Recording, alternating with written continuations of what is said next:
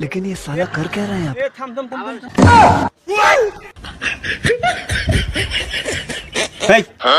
Driving licence দে, helmet কই তোর?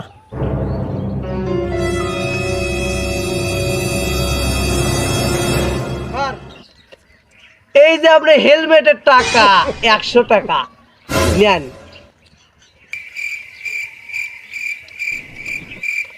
এই যে আপনার লাইসেন্সের টাকা 200 টাকা নেন।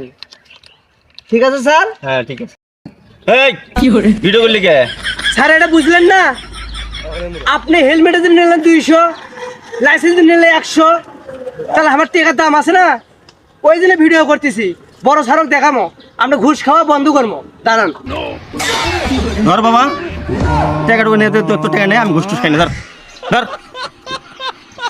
হ্যাঁ ভিডিও করছি, হ্যাঁ ঠিক আছে। সোজা হয়েছে না? হ্যাঁ